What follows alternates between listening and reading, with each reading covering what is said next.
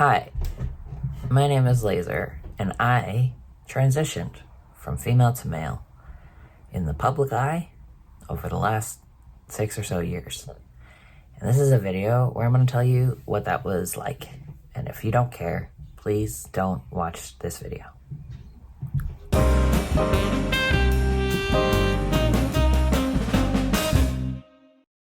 But I don't really know how to do this, so I'm going to answer your questions. To kick it off, if you don't know who I am in a band called the Doubleclicks, which wasn't a huge deal, but back in 2012 to 2016, 2 people dressed up like me for Halloween. So I feel like I can safely say I was in the public eye. Question 1. Did it always feel like something wasn't right, or was it a sudden realization? For a long time in my life, I have known there was something not right. There was something like, I know I can't fit in, and I know my brain is weird, and I know I hate my body, and I know I don't like it when people look at me. But I didn't know what any of that meant, if that was just because I have depression or something else cool happening with my brain. There was moments where it really unlocked for me that this was a gender issue. One moment was my sister was reading to me from an astrology book, talking about Scorpios, which I'm a Scorpio. You're welcome. She said that Scorpios, especially female Scorpios, aspired to have the power that men have, and I said something like, of course, everybody would be a man if they could. And she said, what? I also have a lot of friends who are trans and a lot of fans of the band who are trans as well. I think my brain did a very common thing, which was say to myself, like, you can't just do that. If you could just do that, everybody would do that, which is a trans thought. There are a lot of people who don't want to transition, I've learned recently. And you listen, more power to you. I love that for you. There were also like positive moments of awareness. Like, for example, I remember filming a video for the band where we decided we were going to wear suits. And that was big. Josie asks, when did you know you wanted to transition? So this is the part that's interesting to me. I didn't really know I wanted to transition until probably 2017. And I think I probably would have known earlier, except that starting in 2011, my whole life kind of took this path towards me playing the character of one of the Doubleclicks. I have a very distinct memory of one of our earliest shows. I showed up in jeans, and a very early fan of ours was like, oh wow, you're wearing jeans. You don't usually wear jeans. For some reason, that moment made me go, okay, that's right. I'm not allowed to wear pants. The Doubleclicks lead singer doesn't wear pants. And so from then on, I kind of had this uniform that gradually went from an outfit to a costume where this is the kind of person I am. And it's not the kind of person I was when I wasn't at work, but you know, I was wearing brightly colored dinosaur dresses and tights and little fancy shoes and stuff because that was the character I was playing. And in 2017, I moved to Los Angeles, and the Doubleclicks took a short break, mostly because we had been dependent on each other, the band being my sister and I, for everything for a really long time, and it was straining our relationship. So we went back to work, and I got a job at a comic book shop, which I was very bad at. But for the first time, my income wasn't dependent on me playing a character on the internet or playing a character at live shows. And that is when, as they say, my egg cracked. I had already secretly purchased myself a binder, but I hadn't really acknowledged what that meant. And then I decided slowly to change my name to Laser, something I'd been trying out with a few friends and a few little projects. And when I officially decided to come out as non-binary, it just was something that I had seen other people able to do, and I was impressed and jealous. And as soon as I did it, it was huge for me. It felt like every day I didn't have to put on a costume of a gender that didn't fit me. Even if I got constantly called ma'am or she or her when I was non-binary, which I just was 100% of the time pretty much. But it still felt amazing because I didn't have to pretend to be a girl. You could see me as a girl, but I wasn't trying to be. Then when we started performing again, and I just changed my name to Laser and I started wearing suits, everybody was totally fine with it, at least the people who showed up to the shows. We did our first like major event at Dragon Con, and I just remember being on this stage. It was like one of the biggest stages we'd ever been on, and people just being amazing about it. And we talked a lot about how we were going to approach that on stage, and what we ended up doing is saying, like, I would introduce my sister, like, hey everybody, this is my sister Aubrey, and she's amazing, you know, that has all of the pronouns and all of the names. And Aubrey would do the same for me. This is my sibling Laser, and they're amazing. And now that would be my brother Laser, and he's amazing. Everybody was cool with it, and I think we just went out and acted like it wasn't a big deal, even though in my head it really was, and I was worried. Not so much about disappointing people or even really the hate, but just like, am I even the person that people like anymore? Or do I even exist? Next question. How did you choose your name, and what was the process of choosing it like? Laser was a nickname that I had based on my old name. So my old name ends with L-A, and so for a while my nickname was Lar. That was in high school, and then we added Laser, I think, sometime during the band. It was just kind of a silly nickname that doesn't mean anything.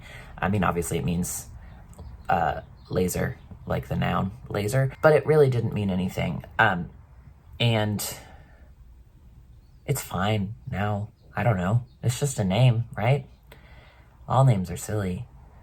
How do you feel when you see yourself in older music videos? When I first started changing my name, people would reach out and be like, by the way, this still has your old name. This still has your old name. This still has your old name. I have like so many old email addresses and all of this. And at a certain point I was like, well, I don't care. That was still me making all of that stuff, and the person, you know, going by that name was still me. So a lot of that stuff is still out there, and honestly, I'm still proud of it, and I can still watch it. I did start thinking recently, though, like, what would I feel like if that stuff wasn't out there, and if there was nowhere on the internet where you could find my old name? And I think I'd like that better. I mean, I'm definitely very proud of what we made, but that person doesn't look like me. And I don't mind watching it, but I don't want other people to watch it and be like, okay, so this is what he really looks like, you know? It's confusing. I think this is kind of the main thing that I wanted to talk about, right? Is, am I the same person as I was before? Like, did I used to be a girl and now I'm a boy? Did I used to be, you know, me from the Doubleclicks and now I'm me, a different person? I've always had a really bad memory for remembering what experiences feel like. I keep a journal so that I'm able to go back and see that. And every time I go back and read all 8 emails that I wrote or journal entries, I don't really recognize that person. And I think part of that is because spending pretty much all of my adult life as a public figure meant that I was spending pretty much all of my adult life pretending to be somebody or playing a character that was an exaggerated version of myself. You can never really show your whole self on the internet or in a live show. And the things that I did do that showed my whole self were the songs that I wrote. Even the silliest ones came from a really personal place where I was talking about stuff that I think even at the time I didn't know what I was talking about. There are songs like Dimetrodon, which is about a creature that's not really a dinosaur and not really a mammal and doesn't fit in anywhere. There are songs like Tiny Paper Elephant, which is about how you constantly need to change, and that's okay, and it's okay if you aren't the same person that you used to be, and it's okay if you aren't the person you want to be yet. There's a song called No Easy Way, which was like one of the first songs we wrote, which is pretty silly, but It's about coming up with fake excuses for not having to go on a date as a girl with a boy. And in retrospect, there was a lot going on in my head. I'm very thankful I have all this art to go back and look at and remember how I was feeling, even if the way I was expressing myself outside of this kind of poetic expression wasn't really accurate to how it feels now. I think that poetic expression gave me an opportunity to track this transition in a very special way. And then there's just the embarrassing stuff like the song Wrong About Gender, which I wrote when I still was cis, or thought I was. Listen, it's complicated out there. Let's go to another question. All right, here's a question from a mom. My child is questioning their gender, and I just wanted to ask what sort of support you most appreciated from others, or what do you wish people had done differently to support you? The main thing that I think that people get wrong by accident is making trans people feel like they are an inconvenience. And I really hate feeling like I'm in the way and feeling like I'm an inconvenience. I would like it to just be normal. And I know that's not really possible right now, but that is what I would like. And when people act like it's a really big inconvenience to deal with a trans person, or remember a name, or remember a pronoun, or figure out a bathroom, or whatever, even if you're saying things like, hey, I did it, good for me, I remembered your pronoun, or I set up a gender neutral bathroom, or whatever, it's a little annoying. And that's, I don't think, anybody's fault, but what you're saying is, you made a choice to make my life hard, and I've decided to help you. Being trans is not like choosing to play the drums, right? Like, we are not bringing all of this equipment with us because we want to be a drummer. Like I didn't choose to be trans. I know that not everybody believes that, but I am more comfortable as a man than I was as a woman. I am infinitely happier. The testosterone hormone treats my body better and treats my brain better. Being perceived as a man feels comfortable. Being perceived as a woman feels like I am literally piloting a body that doesn't belong to me. I mean, if you can imagine that, it's flippin' crazy, and it's real. So I didn't choose to be trans. That's from the beginning. So accepting and understanding and providing for transness isn't something you're doing for us. It's something you're doing for the world. It's something you're doing for yourself. There are a few things that have really helped me along my path. One of them being the LGBT Center here in Los Angeles. It's a whole medical institution, as well as a community institution and a mental health institution. Like, it's an amazing organization. And they don't act like it's weird that you're trans, at least not for me. You go in, you want hormones, they give it to you. You go in, there's a lot of other trans people there. And that is incredible, to not feel alone and not feel like it's weird what you want or you're in the way. Can we just say that? It's not weird to be trans. And that's why we have the word cis, right? So that we don't have trans people and normal people. We have people whose gender aligns with the sex they were assigned at birth, and people whose doesn't, right? And then there are other variations on that as well, but we're not weird, and it's important to have a space where we don't feel weird. Something else that's really helped me is that during lockdown, I started a weekly hangout with other trans folks that I've met around the world on my touring, and just friends that I have. And we have a weekly hangout where everybody is queer. And it's online, which was important during lockdown and still is now. I think it's a really good experience to be able to hang out with trans people. I also have a trans therapist, which I feel so fortunate to have. If you are a person supporting or parenting a trans person, I definitely encourage you to try to figure out a way to make that possible. There are a lot of really amazing trans therapists or groups, trans therapy groups. A cis therapist just doesn't know what it's like to be trans. It is a pretty singular experience, and having somebody who's been through it is good. The times that I've been to a cis therapist, even queer cis therapists, they do the thing that I was just talking about, where being trans is a big problem. Being trans is a big inconvenience. And that's not great for your mental health if your therapist's treating you like you have a elective disease that you've given yourself. I'm also really fortunate to have a very supportive family. I think I'm very lucky, obviously, in that way, and that my parents value the relationship with me, and honestly are very queer-friendly folks anyway.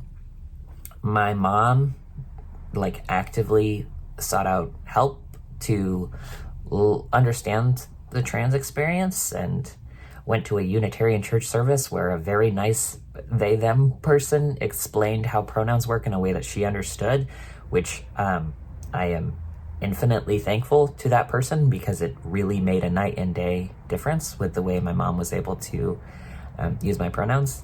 And my sister has been almost violently supportive of me. She's always ready to kick butt. But if anybody ever messed up or was annoying, she's just there to go to battle, and I'm so thankful for her, and I don't think there is any way in the world I would have had such a good experience transitioning without a warrior on my side that was willing to fight for me and did it even when I asked her not to. I love her so much, and thank you, Aubrey. I'm gonna cry. Somebody asked here, I'm really curious how things went with your marriage and relationship. It felt like your husband was supportive until suddenly he wasn't. So my husband was always supportive of my transition. Our divorce is for unrelated reasons. Another question, what are ways that trans people and allies can make spaces more inclusive for trans men or trans masculine people? This is a complicated question for me, because I think, like with most of the world, it is easier to be a man than it is to be a woman. And like with most of the world, the problems that men have are, I wanted to say less visible. I'm not saying that they're worse. I'm just saying that we don't think about the problems or the emotions of men. And I think that causes a continuing effect that means that men don't deal with problems well. And this is relatively true as well for trans men. The main reason being, I think in a lot of cases, it's a lot easier for men to pass than it is for trans women to pass, right? Like, I cut off my chest. I'm on T, which is going to give me a beard. My voice dropped. And even though I don't always use the male part of my voice, that is something that happened. And when you go the other way, you can't change the physicality of your voice, right? And it's much harder to get rid of facial hair than grow one on a permanent basis. So all that being said, it's much more dangerous, much more difficult, I think on the whole, to be a trans woman. And also if you're non-binary, way less people understand that. They, them pronouns are very, very annoying to get people to use, even though they are not difficult. It is really hard to get people used to the concept of some people just not conforming to one gender or another, just people aren't used to that. The unique problems of being a trans man, though, are that sometimes we are invisible, right? When you think of a trans person in culture, you think of a trans woman. And when you think of famous trans people, there are only a handful of trans men that come to mind, and some of them you probably don't even know the names of. It can be really lonely, and it's a little weird. I think it's the same experience that men have, so I hesitate to complain about it, of just feeling like there's nothing for me out here, and I don't feel like my problems really matter as much as other people's problems, and it's hard for me to make friends and to be vulnerable. That being said, I don't mind. I'm just happy that I get to live my truth. What could you do to support trans men? Don't forget we exist. And also, we're men. Is that interesting? Trans women are women, and trans men are men. And that means that we're just kind of weird little guys. Some of us are weird little guys without penises. How would you treat a man without a penis? He's probably fine, but he's got some stuff he's working on, right? I'll put a plug in here for my show, A Shark Ate My Penis, A History of Boys Like Me, where I deal with the fact that I haven't had a lot of trans male role models or even male role models that I really feel connected to. And I did a whole show about that. And the soundtrack is coming out Thursday, so check it out. Seamless plug. Okay, those are all the questions I'm going to answer today, but to be honest, this doesn't feel super cohesive, so if you have more questions about this experience, I'd love to answer them. I love you. I'm very proud of you for caring about another person, and if you are considering transitioning or you think you might be trans and you're questioning or you're feeling apprehensive or great, I guess I'll just say to you this. Every trans person is scared. Every trans person thinks that every other trans person is valid except them, at least in my experience. So if you feel like, well, I'm not really trans because I'm faking it, but every other trans person is valid, that's the most trans thought you could have. So good job. Other advice I have, starting to transition, just test it out with a couple of people. My sister used my new name and pronouns for months and months before I told anybody else, and it was really, really helpful to me to test it out. And I've also tried out names and pronouns that didn't ultimately work for me, but having people who are willing to try that out and be like, okay, whatever, I don't care. There are tons of people who just do not care, and it's not a big deal to change your name with them. Find that group of people. Find queer people you can talk to. And if you are not a trans person and you want to support a trans person, do your own research.